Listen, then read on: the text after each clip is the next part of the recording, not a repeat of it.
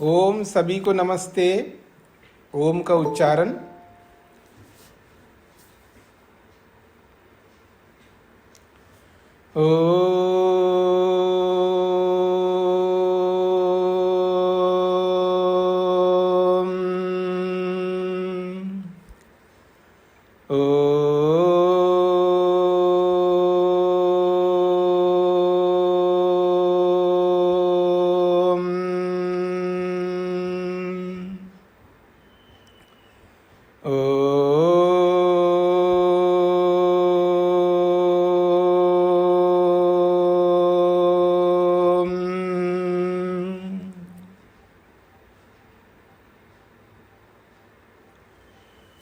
न्याय दर्शन की 257वीं कक्षा है। चौथे अध्याय के दूसरे आहनिक के 23वें सूत्र तक हमने विचार किया है। प्रसंग अवयव और अवयवी का चल रहा था, उसमें बहुत सारे प्रश्न और बहुत सारे समाधान आए हैं। 23वें सूत्र में एक बात कही थी प्रश्नकर्ता ने, जो मूर्तिमान वस्तु होती है, जो संस्थान विशेष होता है, उसके अवयव होते हैं। ये प्रश्नकर्ता ने 23वें सूत्र में बात रखी। और 24वां सूत्र भी प्रश्नकर्ता का ही है। पृष्ठ संख्या 266 है। प्रश्नकर्ता इस बात पर अड़ा हुआ है कि परमाणु जो है वो सावयव है। सिद्धांती उसको निरवयवी मानता है। मूलभूत सिद्धांत को समझने का प्रयत्न करिएगा। प्रश्नकर्ता जो परमाणु है, जो अंतिम चीज है, जो इस न्याय वैशेषिक का आधार है और उसको नित्य मानता है, न्याय वैशेषिककार उसको नित्य मानता है, और उसी परमाणु पर प्रश्नकर्ता का प्रश्न है कि वो कहता है परमाणु निरवयव नहीं हो सकता, वो सावयव है। ये उसका कहने का अभिप्राय है। और उसमें हेतु दिया था आकाश व्यापक होने से, क्योंकि आकाश अंदर बाहर होता है, तो उसका समाधान भी कर दिया। अंदर बाहर का व्यवहार तो सावयव पदार्थों में होता है, निरवयव पदार्थ में अंदर बाहर का व्यवहार नहीं होता है। तो भी वो ये कहना चाह रहा है कि मूर्तमान वस्तु जो है वो सावयव होता है, ऐसा कह के 23वें सूत्र में कहा है। अब 24वें सूत्र में ये कहता है संयोगोपपत्तिश्च, संयोग की सिद्धि होने से परमाणु सावयव सिद्ध होता है। ये प्रश्नकर्ता का कहना है। संयोगोपपत्ते है, संयोग की सिद्धि होने से परमाणु सावयव है, ये उसका कहना है। अब कैसे संयोग दिखा रहा है उसको समझने का प्रयत्न करिएगा। मध्य सन अणु पूर्व अपराभ्याम अनुभ्याम संयुक्तः तयोर व्यवधानम कुरुते। देखिएगा, आप मेरी ओर देखेंगे, मैं आपके सामने 3 परमाणु रखता हूं जी, 3 परमाणु। तो तीनों परमाणुओं को इकट्ठा रखते, उसको संयुक्त करते, एक जगह जोड़ के रखते 3 परमाणुओं को। तो मध्य सन अणु, एक परमाणु बीच में है और एक पूर्व में है और एक पर में है, यानी एक आगे है और एक पीछे है, ऐसा आप कह सकते हैं। तो मध्य सन अणु जो बीच में रहने वाला परमाणु है, वो आगे वाले और पीछे वाले अणुओं के साथ जुड़ा हुआ है। स्पष्ट हो गया? तयोर व्यवधानम कुरुते, और उन दोनों को व्यवधान करता है ये बीच वाला। ये स्पष्ट हो गया सब लोगों को? व्यवधानेन अनुमीयते, इसी व्यवधान से ये अनुमान होता है कि पूर्व भागेन पूर्वेन अनुना संयुज्यते, पर भागेन परेन अनुना संयुज्यते। इस व्यवधान से ये पता लगता है कि पूर्व वाले भाग से पूर्व वाला अणु जुड़ा हुआ है और पर वाला भाग से पर वाला अणु जुड़ा हुआ है, ऐसा अनुमान होता है।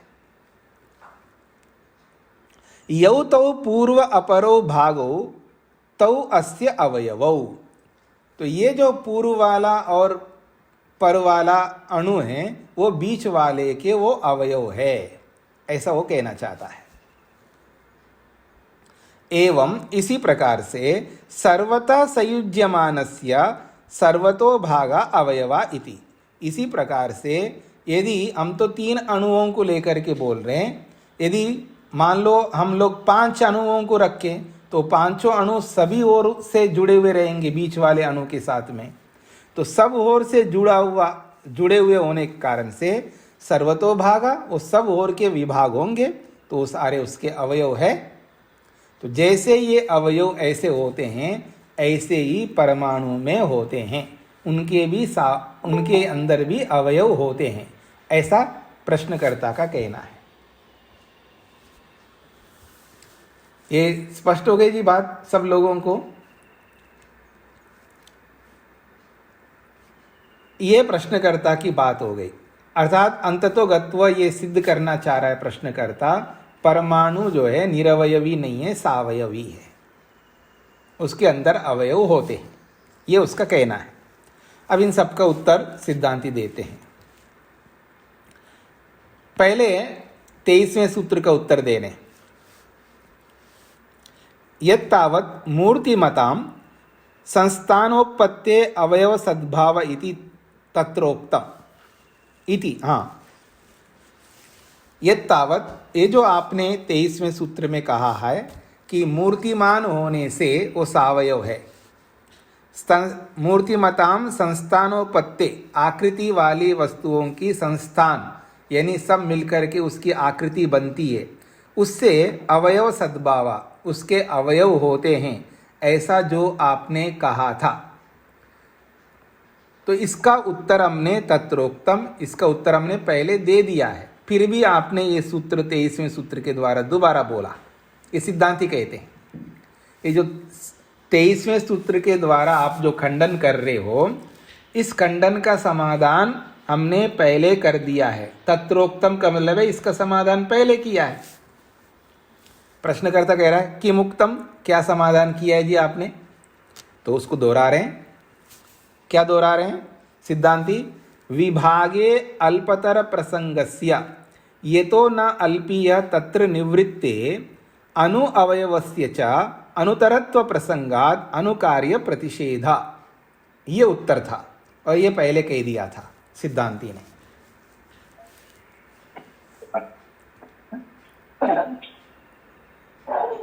अपना माइक बंद करके रखिएगा संतोष जी। हाँ जी,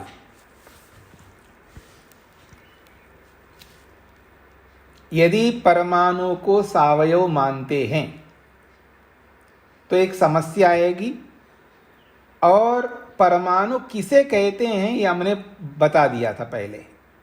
किसे कहते हैं परमाणु? तो कहा विभागे, किसी वस्तु को विभाग कर दो, अर्थात तोड़ो उसको। तो तोड़ने के बाद में 2 विभाग हो जाएंगे, तो 2 में से एक को पकड़ो, फिर उस एक को तोड़ो तो फिर उसके विभाग होंगे। ऐसे विभाग करते करते करते करते अल्पतर प्रसंगस्य, वो सबसे अल्प, सबसे छोटा बनेगा, वहां तक पहुंचोगे। और ये तो न अल्पीय, उससे और छोटा नहीं हो सकता है। तत्र निवृत्ते, वहां तोड़ने का जो उपक्रम है वो निवृत्त हो जाता है। अनु अवयवस्य च अनुतरत्व प्रसंगात, यदि जहां तोड़ने का प्रसंग रुक जा रहा है उसी को हम परमाणु कहते हैं, यानी परम अणु परमाणु। परम का मतलब है सबसे छोटा। परमाणु शब्द का अर्थ बता रहा हूं मैं। परमश्चासो अणु परमाणु, अणु का मतलब छोटा और परम का अर्थ है सबसे छोटा, उससे अधिक छोटा और कोई हो सकता नहीं है, इसलिए ये परम विशेषण है अणु का। अत्यंत छोटे को परमाणु कहते हैं। ऐसा अणु वो परम अणु है, अर्थात उससे छोटा और कोई नहीं हो सकता दुनिया में, उसी को परमाणु कहते हैं। और उसको तोड़ा नहीं जा सकता, उसको परमाणु कहते हैं। ये परमाणु का स्वरूप है। जब ऐसा है, अब उसके अवयव होते हैं ऐसा आप जो बोल रहे हो, ये तो बात सिद्ध नहीं हो सकती। जिसके अवयव होते उसको तोड़ा जा सकता है, और जिसको तोड़ा ही नहीं जा सकता उसके कैसे अवयव हो सकते हैं, ये उत्तर हम दे चुके हैं, तो बार बार उसको मत बोलो, ये सिद्धांती ने बोला है।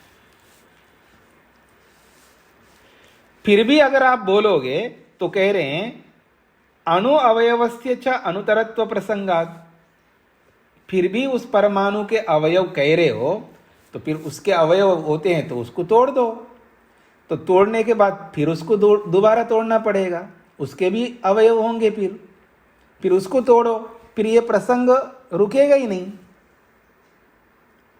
जिसको हम तोड़ नहीं सकते कह रहे उसके अंदर भी अवयव आप दिखा रहे हो, तो इसका मतलब टूटता है, फिर उसको तोड़ने के बाद जो बचेगा फिर उसके भी अवयव होते हैं ऐसा बोलोगे आप, तो ये प्रसंग तो रुकेगा नहीं है। तो इसलिए कह रहे अवयवस्य च अनुतरत्व प्रसंगात, फिर उस अणु का भी अवयव, फिर उस अणु का भी अवयव, ये प्रसंग आने से ये प्रसंग रुकेगा नहीं, इसलिए आपको रोकना पड़ेगा। इसलिए अनुकार्य प्रतिषेध, अनुकारी के रूप में नहीं हो सकता, इसका हमने खंडन कर दिया था पहले। ये 23वें सूत्र का उत्तर दिया उन्होंने। स्पष्ट हो गया जी ये बात। अब आगे देखिएगा, यद पुनरुच्यते, अब 24वें सूत्र का उत्तर दे रहे हैं। यद पुनरुच्यते, आपने ये जो बात कही है संयोगोपपत्तेश्च, संयोग की सिद्धि होने से, ऐसा कह करके परमाणु को सावयव सिद्ध करने का प्रयास किया है 24वें सूत्र में, उसका समाधान कर रहे हैं। स्पर्शवत्वात् व्यवधानम आश्रयस्य, स्पर्शवत्वात् व्यवधानम आश्रयस्य च अव्याप्त्या भाग भक्ति ही, ये समाधान है। ये जो संयोग हो रहा है ना, संयोग ये जरूरी नहीं है कि सावयव होगा तो ही संयोग होगा। इस संयोग के पीछे कारण सावयव होना नहीं है, वो हेतु नहीं बन सकता। सावयव होने से वो संयोग होता है, निरवयव का भी संयोग होता है। संयोग के पीछे सावयव होना हेतु नहीं है, ये प्रश्नकर्ता का दोष बता रहे हैं यहां पर। परमाणु का संयोग होता है ना दूसरे परमाणु का, इसका यह मतलब नहीं है वो सावयव है। भाई एक परमाणु दूसरे परमाणु के साथ संयोग होगा ना, तभी तो द्वयानुक बनेगा, फिर तीसरे के साथ संयोग होगा तो त्रयानुक बनेगा, फिर ऐसे करते करते करते बढ़ते आज इतना पहाड़ के रूप में बन गया, समुद्र के रूप में बन गया, धरती के रूप में बन गया। ये परमाणु को ही तो जोड़ते जोड़ते इतना बड़ा बन गया।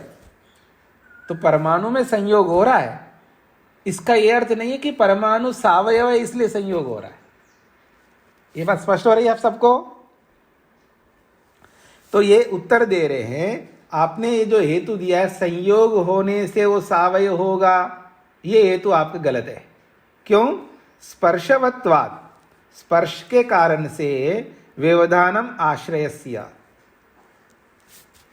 स्पर्श वाला होने से उन दोनों का संयोग हो रहा है, एक परमाणु दूसरे परमाणु के साथ। तो इसलिए एक परमाणु दूसरे परमाणु को रोकता है, वो व्यवधायक बनता है। और अव्याप्त्या, और संयोग कभी व्याप्त नहीं होता, याद रखना। संयोग तो एक जगह का ही होता है। तो भाग भक्ति, भाग भक्ति, वो व्याप्त हो गया ऐसा बोलना, सब ओर से उसका संयोग बोलना, ये गौण प्रयोग है। स्पष्ट हो रहा है जी? उक्तम च अत्र स्पर्शवान अणु हमने पहले बोल ही दिया है, अत्र में बिंदी लगा है उसको हटा लीजिएगा। उक्तम च अत्र हमने यहां पर बोला ही था, स्पर्शवान अणु, अणु जो है परमाणु जो है स्पर्श वाला होता है। स्पर्शवतो अणुवो प्रतिघातात् अव्यवधायका,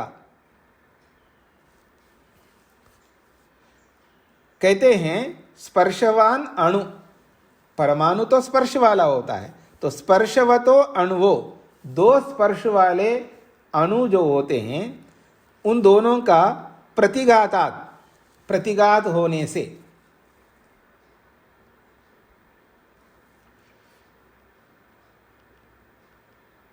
व्यवधायका, ये व्यवधायक, व्यवधाय प्रतिघाताद व्यवधायका ऐसा होना चाहिए, यहां अव्यवधायका नहीं होना चाहिए। व्यवधान तो करता है, एक परमाणु दूसरे परमाणु को रोकता है। मैं दूसरी पुस्तक में देखता हूं,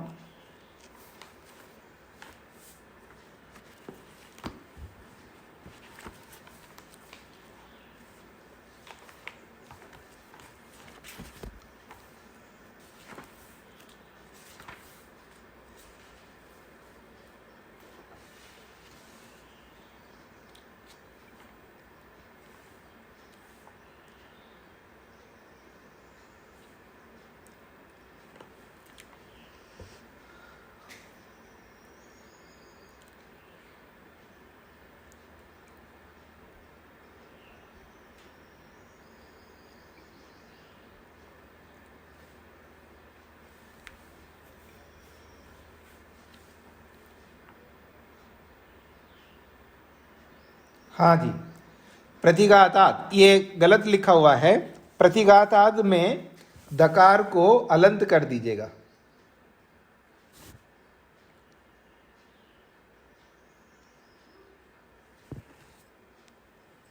हाँ जी, प्रतिघाताद में दकार पूरा है ना, उसको हलंत कर दीजिएगा।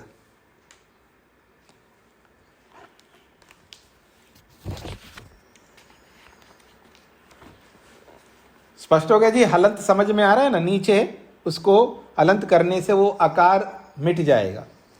तो कह रहे हैं उक्तम च अत्र स्पर्शवान अणु, अणु को तो स्पर्श वाला स्वीकार किया हमने, और स्पर्शवतो अणुओं, स्पर्श वाले दो अणुओं का प्रतिघात होता है, रोकना होता है। स्पर्श वाला हमेशा रोकते हैं एक दूसरे को, और स्पर्श के कारण से वो प्रतिघात है, इसलिए वो व्यवधायक बनते हैं। न सावयवत्वात्, सावयव होने के कारण से व्यवधायक नहीं बन रहे। वो व्यवधायक समझते हैं रोकने वाले। परमाणु जो है एक दूसरे को रोकते हैं ना, एक परमाणु दूसरे परमाणु को रोकता है। क्यों रोकता है? क्योंकि उसमें स्पर्श है, और स्पर्श वाले जो है दूसरे को रोकते हैं। ये बात स्पष्ट हो रही सब लोगों को? अगर स्पष्ट नहीं हुई बोलोगे तो मैं आपको फिर डांटूंगा, क्योंकि अभी अभी पिछले पाठ में आप पढ़ करके आए हो। पिछले का मतलब कल परसों के पाठ में, वहां आकाश के बारे में बोला था यही बात, याद आ रहा है? कि आकाश रोकता नहीं है। क्यों नहीं रोकता है? आपको रोकता नहीं आकाश। क्यों नहीं रोकता? क्योंकि उसमें स्पर्श नहीं है, इसलिए वो किसी को नहीं रोकता। ये पढ़ के आए ना आप लोग? क्यों जी, याद आ रहा है? तो यहां पर ये परमाणु रोकता है दूसरे परमाणु को। क्यों रोकता है भला? क्योंकि स्पर्श वाला है। तो इसलिए कह रहे हैं स्पर्श वाला होने से वो व्यवधायक बनता है, रोकने वाला बनता है। न सावयवत्वात्, वो सावयव है इसलिए रोकता है, ऐसा नहीं है। सावयव होना कारण नहीं है रोकने का, ये बोला है यहां पर। स्पष्ट हो गए जी? स्पर्शवत्वाच्च व्यवधाने सति अनुसंयोगो न आश्रयं व्याप्नोति इति भाग भक्तिर्भवति भागवान इव अयम इति। तो कहते स्पर्शवत्वाच्च व्यवधाने सति, परमाणु में स्पर्श होने के कारण से वो व्यवधान करता है, रोकता है,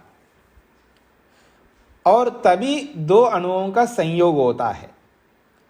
अणु संयोग, अणुओं का जो संयोग हो रहा है वो स्पर्श के कारण से हो रहा है, और स्पर्श के कारण से एक दूसरे को रोकते हैं। आश्रयम न व्याप्नोति, वो आश्रय को व्याप्त नहीं होता, वो संयोग यानी पूरे को व्याप्त नहीं होता। संयोग हमेशा संयोग एक देशी होता है, याद रखना। ये स्पष्ट हो रहा है आप लोगों को? संयोग जो है एक देशी होता है।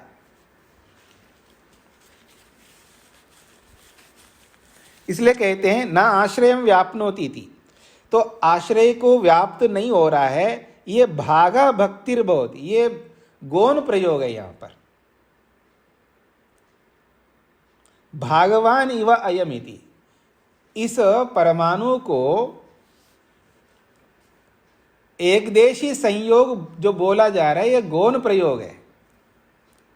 जैसे सावयवी पदार्थों में संयोग होता है उसको वैसा ही संयोग के रूप में इस संयोग को बोला जा रहा है, ये गौण प्रयोग है। क्योंकि परमाणु में एक देशी संयोग नहीं होता, याद रखना, क्योंकि परमाणु तो एक ही है।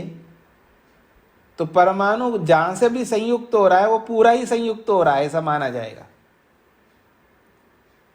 ये संयोग अलग अलग प्रकार के होते हैं, इसको समझने का प्रयत्न करिएगा। परमाणु एक है, मतलब जो निरवयवी परमाणु है वो एक ही है, उसमें अवयव भी हैं। आपसे पूछूंगा तो आप क्या कहेंगे? एक ही है। तो जब एक ही है तो वो कहीं से भी संयुक्त होगा तो पूरा ही संयुक्त होगा। लेकिन फिर भी ये आश्रय को पूरा व्याप्त नहीं हुआ है, ये जो बोला जा रहा है परमाणु को, ये गौण प्रयोग है, ये मुख्य प्रयोग नहीं है, ये कहना चाह रहे। परमाणु दूसरे परमाणु के साथ जुड़ा है तो ये जो संयोग है ये संयोग पूरा व्याप्त नहीं है, ये जो बोला जा रहा है ये गौण प्रयोग है, ये कहना चाह रहे। कैसे? भागवान इव अयमिति, ये जो भाग वाला है यानी जो अनेक भाग वाला होता है, अर्थात जिसमें अनेक परमाणु होते हैं, उसका संयोग एक देशी संयोग होता है। हाँ जी, अब मेरी ओर देखिएगा। सबको समझ में आया? भीमसेन जी को नहीं आया? नहीं आया ना? घड़ा दूसरे घड़े के साथ जुड़ता है तो पूरे घड़े के साथ दूसरा घड़ा पूरे घड़े के साथ संयुक्त होता है या एक देश में संयुक्त होता है? माइक खोलिए। एक देश में स्वामी जी, एक देश में होता है। क्यों ऐसा होता है? क्योंकि उसमें अनेक अवयव है, इसलिए सारे अवयवों के साथ संयोग हो नहीं सकता। जो अवयव घड़े के दूसरे घड़े के साथ जो अवयव टच कर रहे हैं उतने ही अवयव होंगे, सारे अवयव तो टच नहीं कर सकते, तो इसको एक देशी संयोग कहते हैं। तो एक देशी संयोग किस में होता है? सावयव द्रव्यों में होता है। अब पकड़ में आया? ठीक है। तो ऐसा समझ लो ना आप लोग। अब जो निरवयवी वस्तु होती है, निरवयवी का मतलब जिसमें कोई अवयव नहीं होती है। अब एक परमाणु है, वो एक ही है, उसमें अवयव तो है ही नहीं है, और दूसरा भी परमाणु वो भी एक है, उसमें भी अवयव नहीं है।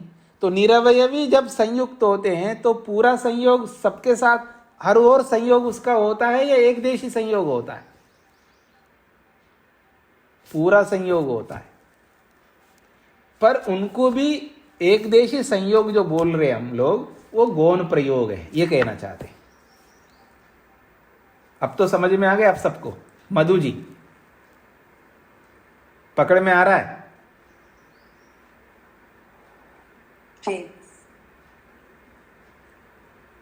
ये आप लोगों को समझना है। जब ये समझ लेंगे आप लोग तो बहुत आसान हो जाएगा। जी मन में तुलना कर रही हूँ ना, निरवयवी और अवयवी, तब थोड़ा समझ आ रहा है। मैं निरवयवी का मतलब जिसमें अवयव नहीं होते, आत्मा निरवयवी है, सावयवी नहीं, है।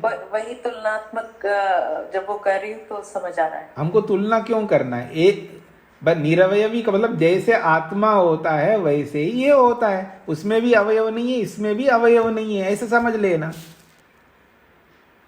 बात मतलब मूल सिद्धांत को पकड़ के रखना है तो बहुत सरल है। आप लोग मूल सिद्धांतों को देखते नहीं, इधर उधर मन लगाते रहते, परेशान होते रहते। मूल सिद्धांत क्या है? निरवयवी किसको कहते? जिसमें अवयव नहीं होते हैं, जिसके टुकड़े नहीं होते हैं, उसी को निरवयवी कहते हैं। अब जब जिसके टुकड़े नहीं होता है तो एक ही होता है, वो कहीं से भी पकड़ो एक ही है। तो जब एक निरवयवी वस्तु दूसरे निरवयवी वस्तु के साथ जब संयुक्त होता है तो पूरा ही संयुक्त होता है, ये मानना पड़ेगा।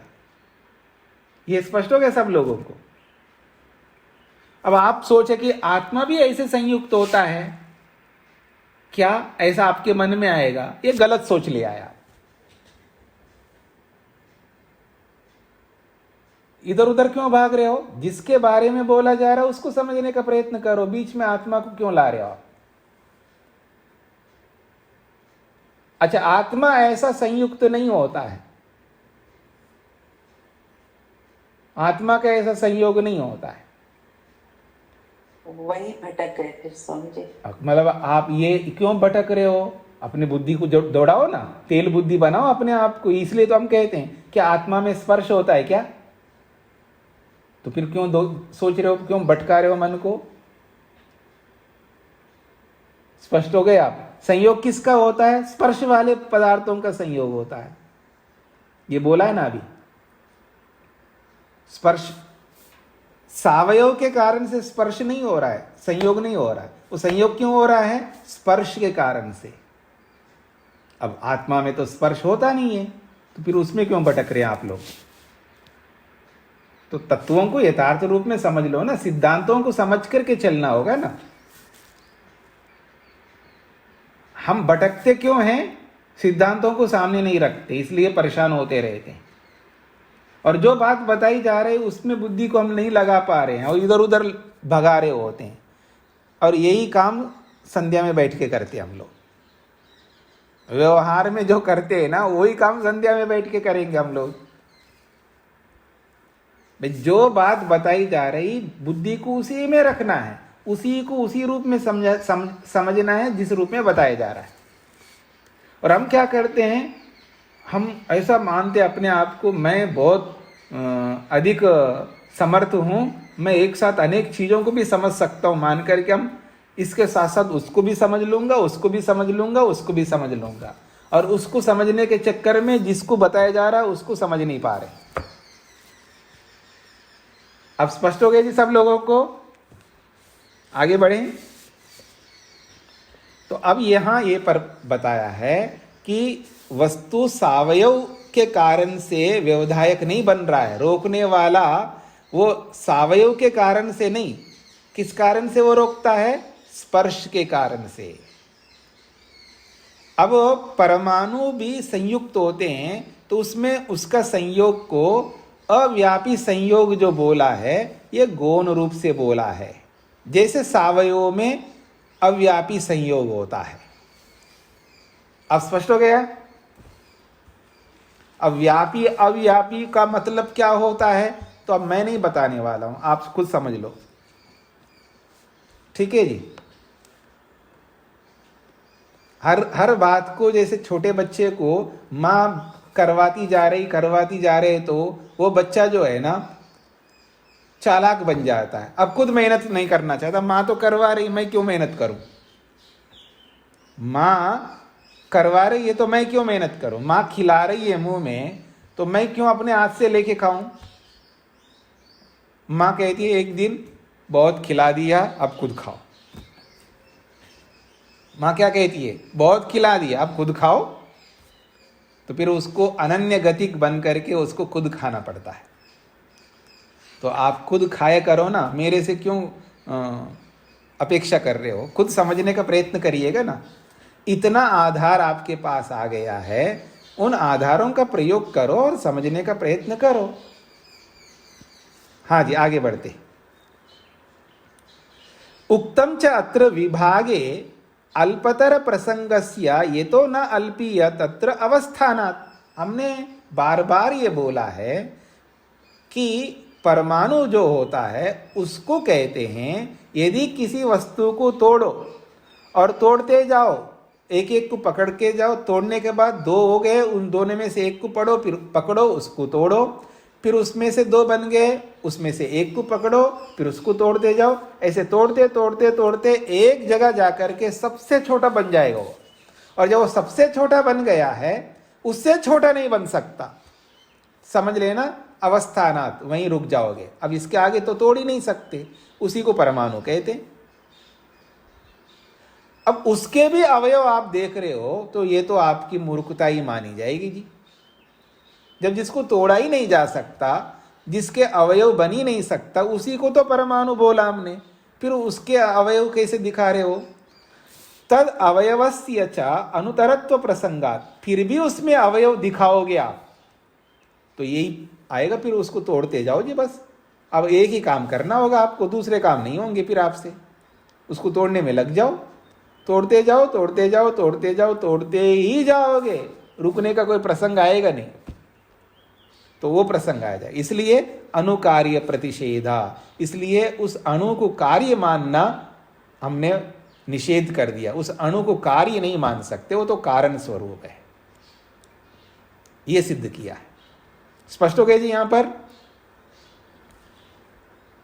मूर्तिमतां च संस्थानोत्पत्ते संयोगोत्पत्तेश्च परमाणूनां सावयत्वम, वो उसी बात पर अड़ा हुआ है, देखिएगा।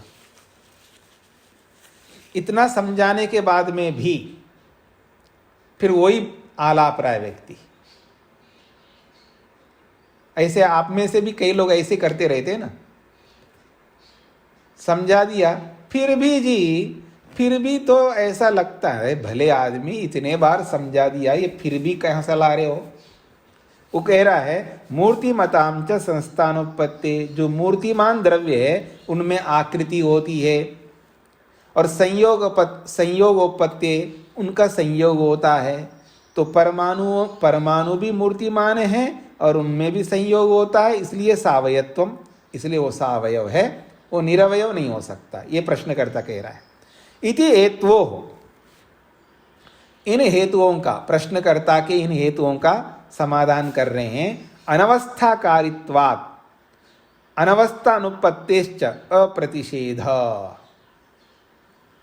अब सिद्धांती उनको कठोरता से बोलना पड़ रहा है। वो कह रहे हैं आप परमाणु में भी सावयव सिद्ध करने का कोशिश कर रहे हो, तो फिर तो आपका ये कोशिश जो है बेकार हो जाएगा। क्यों? अनवस्थाकारित्वात्, ऐसा आपका कहना अनवस्था का कारण बनेगा। अब मैं आपसे पूछूंगा ये अनवस्था किसको कहते हैं जी? आप में से कौन बता सकते हैं? देखते हैं आप पीछे की आवृत्ति कितना करते हैं।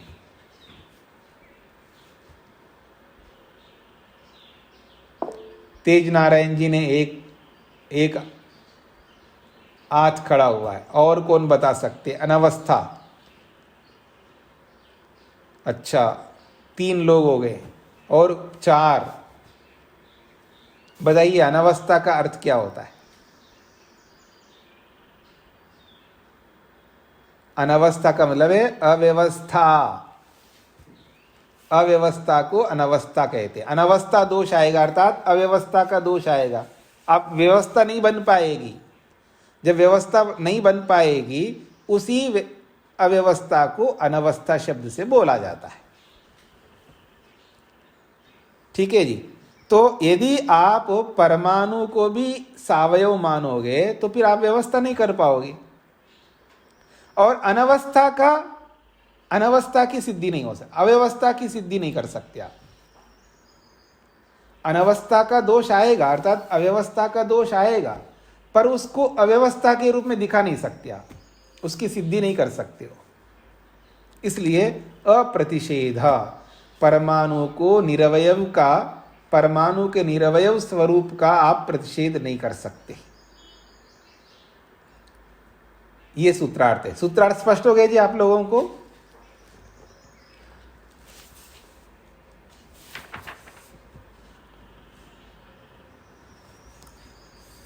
हाँ जी, यावत् मूर्तिमत् यावच्च संयुज्यते तत्सर्वं सावयवम्।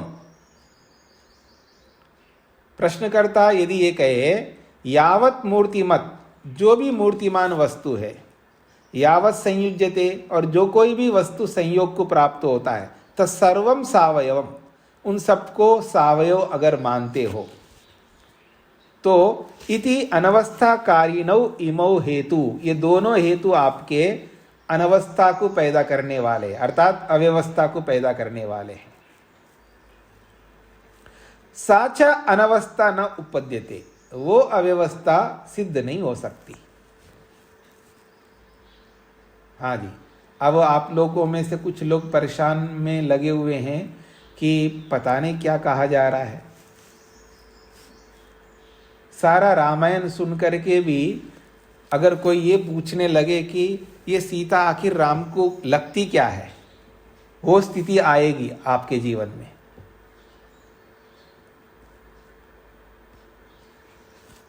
सिद्धांती क्या कहना चाह रहे हैं और प्रश्नकर्ता क्या कहना चाह रहे हैं, ये आप लोगों को पकड़ में आ रहा है ना, स्पष्ट हो रहा है ना?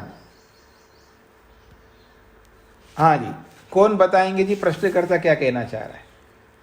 चलो आपके मुंह से ही कहलवाता हूं मैं। प्रश्नकर्ता क्या कहना चाह रहा है? अनिल जी, प्रश्नकर्ता क्या कहना चाह रहा है?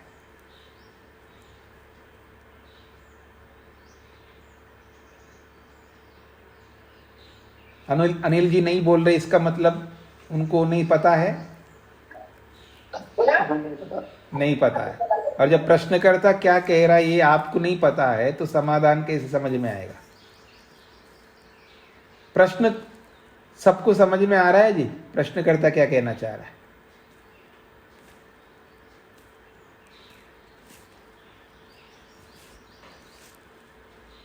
देखिएगा, इसलिए जो पढ़ाई होती है ना, आमने सामने बैठ करके होती है।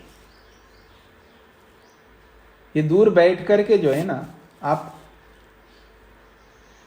आप लोग जो है दूर बैठ करके मेहनत नहीं कर रहे। इसलिए पढ़ाई जो होती है आमने सामने बैठ कर जब पढ़ता है ना व्यक्ति, तो सामने तो वो मेहनत करेगा, हम उनको छोड़ते नहीं ना। जैसे हमारे विद्यार्थी यहाँ पर है, अगर वो नहीं पढ़ेंगे तो उनके पीछे लगते, पढ़ो, क्या कर रहे हो, उनको पढ़ाने में लगाते तो पढ़ते वो। जब आप प्रश्न को ही नहीं समझ रहे तो उत्तर कैसे समझ में आएगा आपको? अरे अभी तक यही तो पढ़ा है आपने, मूर्तिमान होना और संयोग होने मात्र से वो सावयव सिद्ध नहीं होता, यही तो पढ़ के आए अभी इतने समय से, क्यों नहीं समझ में आ रहा है? ये प्रश्नकर्ता कह रहा है मूर्तिमान वस्तु सावयव होती है और जो संयोग होता है वो सावयव होता है। तो इसका खंडन कर दिया था ना अभी पीछे, भाई सावयव होने का हेतु वो नहीं है, यानी संयोग होना सावयव को नहीं सिद्ध करता और मूर्तिमान होना सावयव को सिद्ध नहीं करता, यही तो बोल के आया अभी पीछे।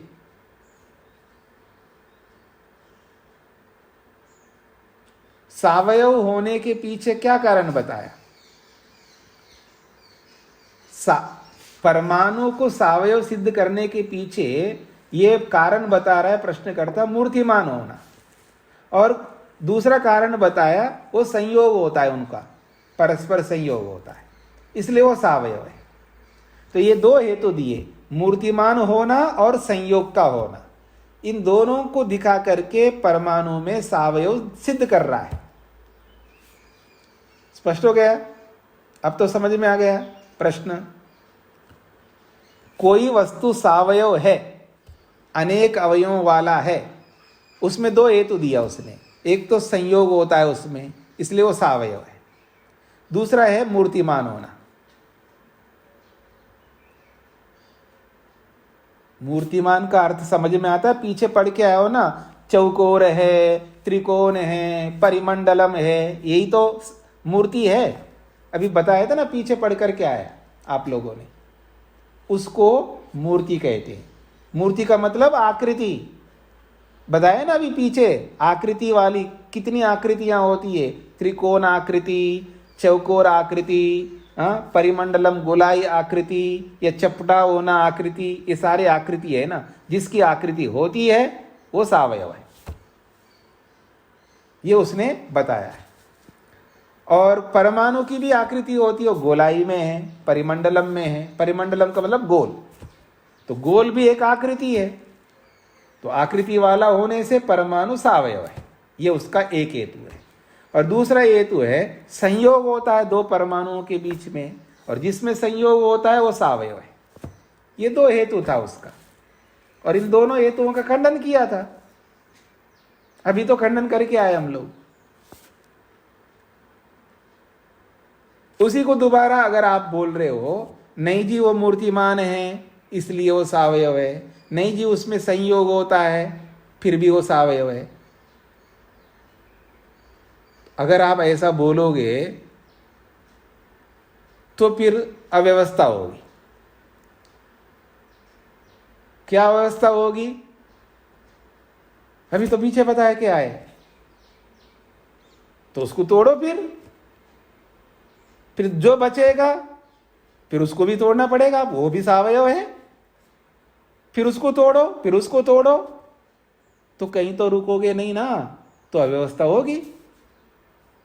व्यवस्था रुकने में होती है, भाई एक बार तोड़ दिया अब समाप्त हो गई जी, अब तोड़ नहीं सकते, बस बात समाप्त, दूसरा काम करेंगे, दूसरा काम करके तीसरा काम करेंगे, तभी संसार चलता है। और आप एक ही काम में लगे हो तोड़ने में।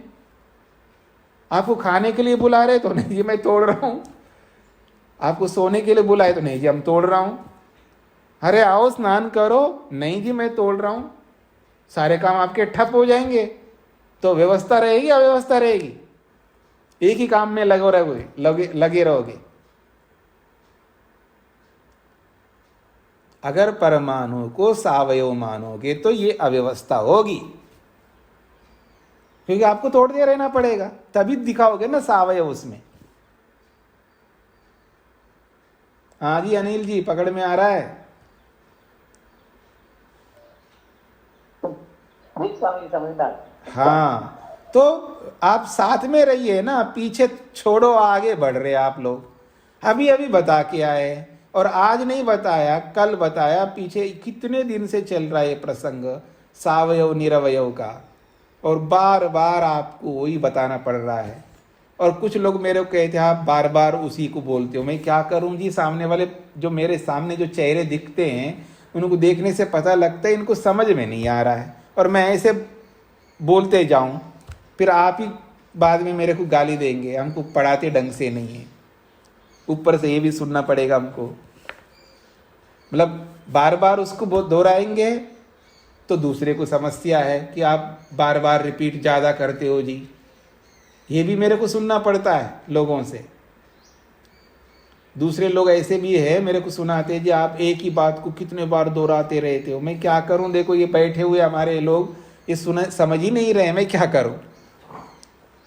तो उनके लिए मेरे को बताना पड़ता है, इनके लिए बताएंगे तो वो परेशान, उनके लिए बताएंगे तो ये परेशान। उनको समझ में आ रहा है मैं आगे बढ़ूंगा, मैं पूछूंगा नहीं समझ में आया मैं पूछूंगा नहीं, बस बताता जाऊंगा, तो आप बैठे बैठे देखते रहेंगे। आप में इतनी हिम्मत नहीं होती है कि ये मेरे को समझ में नहीं आया, मेरे को बताओ, आप डरते हैं। कोई कोई होते हैं जो पूछने का डेयरिंग रखते हैं, मतलब धैर्य रखते हैं कि मैं पूछूं, समझ में नहीं आ रहा है, बाकी सब लोग डरते रहते हैं। ऐसी विद्या नहीं आती है, ये याद रखना मेरी बातों को, आपको अच्छा लगे बुरा लगे इस बात को समझ लो, ऐसी विद्या कभी नहीं आया करती। विद्या इस तरह की नहीं आती, इसलिए विद्या प्राप्ति करने के नियम बताए गए हैं, उसी नियम में रहते हुए हमको विद्या आएगी, ये समझने का प्रयत्न करिएगा। तो वो ये कहता है कि मूर्तिमान होने से वो सावयव है, यह संयोग होने से सावयव है। यदि ऐसा कहता है तो समझ लेना व्यवस्था नहीं बन पाएगी। इस व्यवस्था ना बनने को अनवस्था का दोष कहते, उसको अनवस्था कहते। व्यवस्था, अव्यवस्था को अनवस्था शब्द से बोला है। तो अनवस्थाकारिणो इमो हेतु, ये जो तुम्हारे दो हेतु है, मूर्तिमत होना, मूर्तिमान होना और संयोग का होना, ये दोनों हेतु जो है अव्यवस्था को उत्पन्न करने वाले हैं। और साच अनवस्था न उपपद्यते, वो अव्यवस्था सिद्ध नहीं हो पाएगी, क्योंकि व्यवहार चल रहा है। हम परमाणुओं को निरवयव मान करके व्यवहार चला रहे हैं, व्यवहार तो बन रहा है। तो आपके इस हेतु का कोई बात बन नहीं पा रही ना, आप मानते रहो जी, काम हमारे सिद्ध हो रहे, वो निरवयव है, उसमें अवयव नहीं है। बोलते हो ना आप मोटी भाषा में, दम हो तो करके दिखाओ, लड़ कर दिखाओ, मेरा हाथ लगा के दिखाओ, आप बोलते हो ना, आप में दम है तो हाथ लगा के दिखाओ। तो हम भी कह रहे हैं आपको दम है तो परमाणु को तोड़ के दिखाओ। आप तोड़ नहीं सकते, इसलिए हमारा व्यवहार चल रहा है, निरवयव है। इसलिए कह रहे हैं साचा अनवस्था न उपपद्यते, जो आप परमाणु में सावयव दिखा रहे हो और सावयव के कारण से अनवस्था हो जाएगी, तो अनवस्था सिद्ध ही नहीं कर सकते आप। सत्याम अनवस्थायाम सत्यो हेतु स्याताम, यदि अनवस्था बन रही है ऐसा आपको लगता है, अव्यवस्था बन रही है, तो फिर आपके हेतु जो है सत्य सिद्ध हो जाएंगे। पर ना तो अव्यवस्था बन रही है और ना आपकी जो दोनों हेतु है वो सत्य सिद्ध हो रहे हैं। तस्मात् अप्रतिषेधो अयम निरवयवत्वस्य इति, इसलिए सिद्धांति कहते हैं इस निरवयव परमाणु का खंडन आप नहीं कर सकते।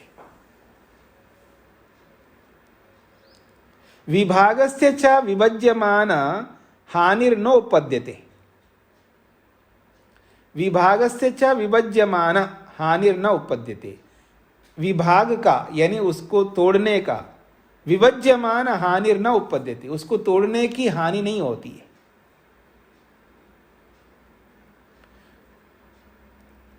तस्मात् प्रलयांतता न उपपद्यते, प्रलयांतता की स्थिति नहीं आएगी। यानी अगर किसी को हम विभाग करते हैं तो विभाग करते जाएंगे तो कोई ये सोचे कि फिर तो अंत में जाकर के कुछ नहीं बचेगा, ये बात सिद्ध नहीं होगी।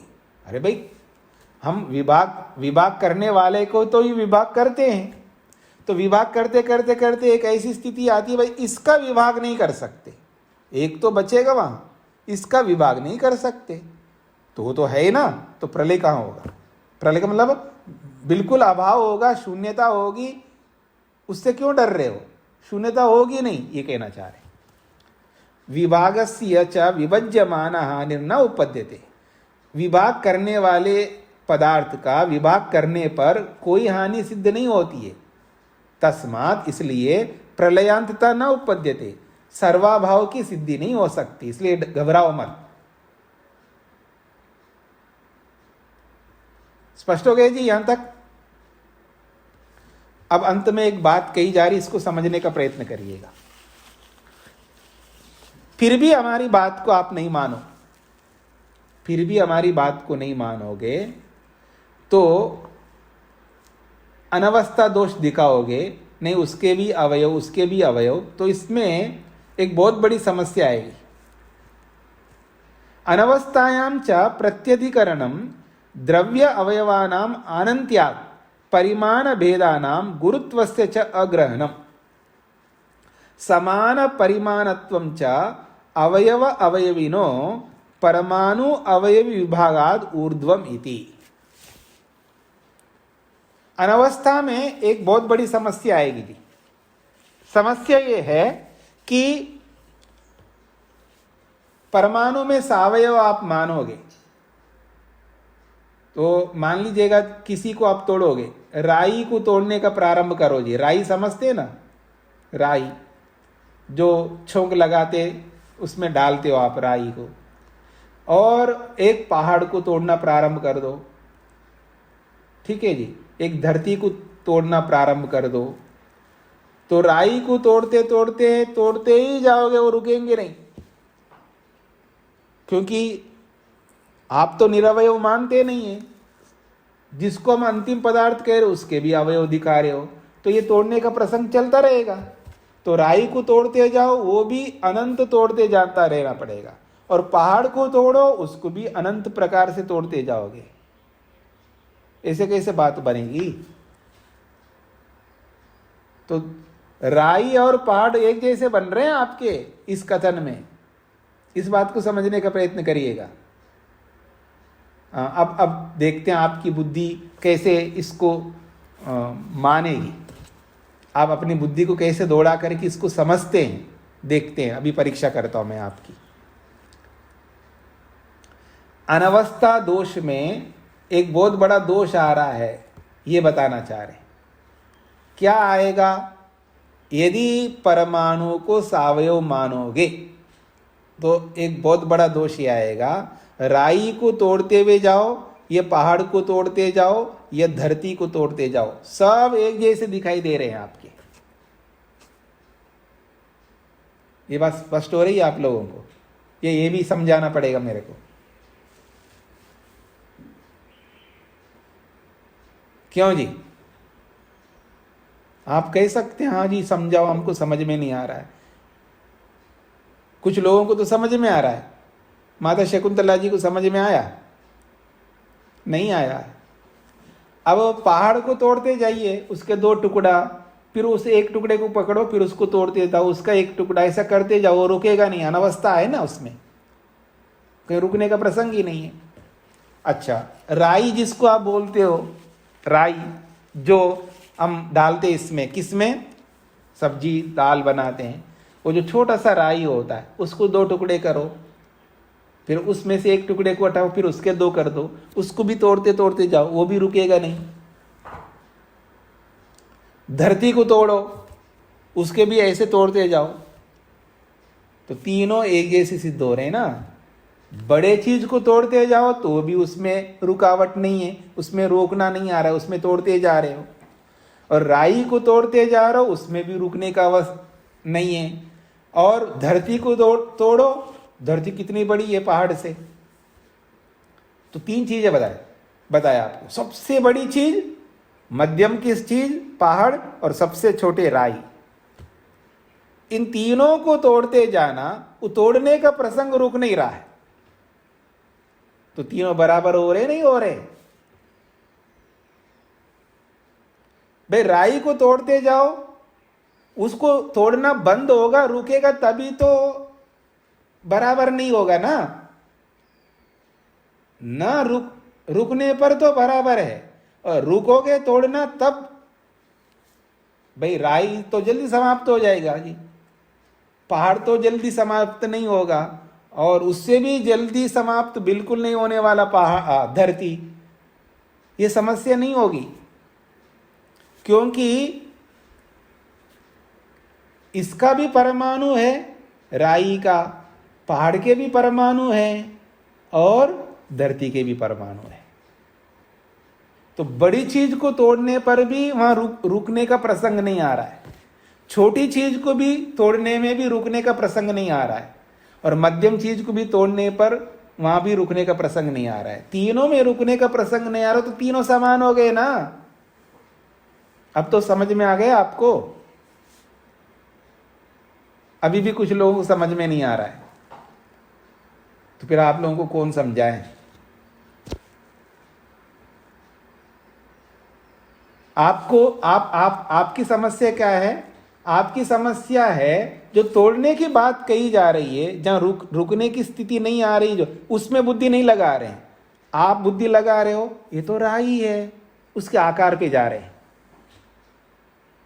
ये तो राई है, ये तो पहाड़ है, उसके आकृति पे जा रहे हैं। और ये तो धरती है, तो आप उसके आकृति में अटके जा रहे हैं। जो नहीं बताई जा रही ना, उसमें बुद्धि लगा रहे हैं, और जो बात बताई जा रहे उसमें बिल्कुल बुद्धि नहीं लगा रहे। इसलिए कैसे समझ में आएगा? मैंने मना थोड़ा किया है कि पहाड़ का आकृति और राई की आकृति और धरती की आकृति सेम है, ये बोला है क्या मैंने? मैं खुद मान रहा हूं ना, तीनों की आकृति अलग अलग है। मेरे को आकृति से कोई लेना देना नहीं। मेरे को लेना देना है, जब उस धरती को तोड़ेंगे तो दो टुकड़े होंगे, उस राई को तोड़ेंगे तो भी दो टुकड़े होंगे, फिर उस पहाड़ को तोड़ेंगे तो भी दो टुकड़े होंगे, फिर उनमें से एक एक टुकड़े को पकड़ो, फिर उनको तोड़ते जाओ। ना तो राई को तोड़ना बंद होगा, क्योंकि आप तो सब जिसको भी अंतिम में लाओगे तो उसको भी अवयव मान रहे हो। तो जब अवयव है तो उसको तोड़ते जाना, तोड़ना रुकेगा नहीं, राई को तोड़ना भी रुकेगा नहीं, पहाड़ को तोड़ना भी रुकेगा नहीं, और धरती को तोड़ना भी रुकेगा नहीं। तो तीनों बराबर हो गए। अब भाई रुक ही नहीं सकते। छोटे को भी तोड़ना भी वैसा ही है, बड़े को तोड़ना भी वैसा ही है, मध्यम वाले को तोड़ना भी वैसा ही है। तो तीनों बराबर हो गए ना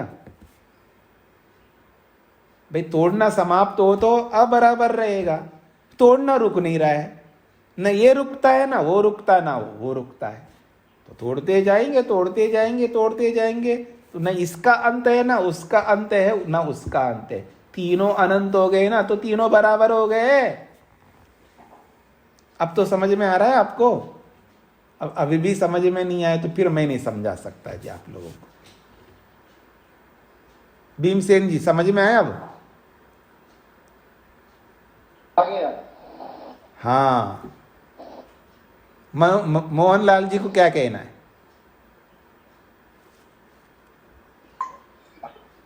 स्वामी जी समझ में आ गया जी, समझ में आ गया जी। तीनों को जो प्रश्न करता है उसका तो वो तो प्रश्न यहीं पर अटकाए हुए हैं कि ये टूटता चला जाएगा। भाई ऐसे टूटने से तो अव्यवस्था दोष आ जाएगा। उस अव्यवस्था में तीनों में बराबर है ना, तीनों एक जैसा लागू हो रहे। तो इस अव्यवस्था में भी अव्यवस्था दिखा रहे हैं जी। इस अव्यवस्था में भी अव्यवस्था दिखाया जा रहा है ना। तो इसलिए ये बेतुकी बातें मत करो, परमाणु को अंतिम परमाणु निरवय मानो, ये कहना चाह रहे हैं अंत में। तो यही कहना चाह रहे हैं। तो प्रत्यधिकरणम, एक एक वस्तु, प्रत्यधिकरणम का मतलब राई को ले लो, पहाड़ को ले लो, पृथ्वी को ले लो, द्रव्य अवयवानाम अनंत्यात्, उन द्रव्य के अवयवों को करते जाओगे तो अनंत सिद्ध हो जाएंगे। राई भी अनंत सिद्ध हो रहा है, पहाड़ भी अनंत सिद्ध हो रहा है, और धरती भी अनंत सिद्ध हो रहा है। तो परिमाण भेदानाम गुरुत्वस्य च अग्रहणम, जबकि इन तीनों का परिमाण अलग अलग है। भाई राई का परिमाण अलग है, पहाड़ का परिमाण अलग है, और धरती का परिमाण अलग है। तो अलग अलग परिमाण वाले पदार्थों को तोड़ते जाओगे तो सब अनंत अनंत आ रहे हैं। तो ऐसे कैसे आ सकते हैं? ये दोष आ रहा है। तो गुरुत्व से च अग्रहणम, तो फिर इनका गुरुत्व का ग्रहण ही नहीं होगा, इनके बड़ेपन का ग्रहण होगा नहीं है। राई से बड़ा पहाड़ है, पहाड़ से बड़ा पृथ्वी है। तो इनका जब सब अनंत हो गए तो उसमें गुरु कौन बड़ा कौन छोटा है इसका ग्रहण ही नहीं हो पाएगा, फिर ये दोष आएगा। समान परिमाणत्वं च अवयव अवयविनो, परमाणु अवयव विभागाद ऊर्ध्वम। तो समान परिमाणत्वम, सबका परिमाण समान हो रहा है अंत में जाकर के, अर्थात तोड़ते जाओ अनंत ही रहेगा, कहीं रुकना ही नहीं होगा। तो फिर तो ये सब समान हो गए ना। राई, पहाड़ और धरती समान परिमाण को प्राप्त हो रहे हैं, क्योंकि तोड़ते जा रहे हैं, तीनों अनंतता को प्राप्त हो रहे हैं। तो परमाणु अवयव विभागात, परमाणु के भी अवयव विभाग करते जा रहे हैं। तो ऊर्ध्वम, बस करते जाओ, कहीं अंत नहीं लगेगा। इसलिए इन बेतुकी बातों को छोड़ करके समझने का प्रयत्न करो कि परमाणु सावयव नहीं है। उसको सावयव मानोगे तो सारे के सारे दोष आएंगे, ये कहना चाह रहे हैं सिद्धांती। अब तो स्पष्ट हो गए जी सबको? थोड़ा सा मेहनत करके आइएगा, पीछे का आगे का इन बातों को समझने का प्रयत्न करिएगा। ओम शांति शांति शांति ही।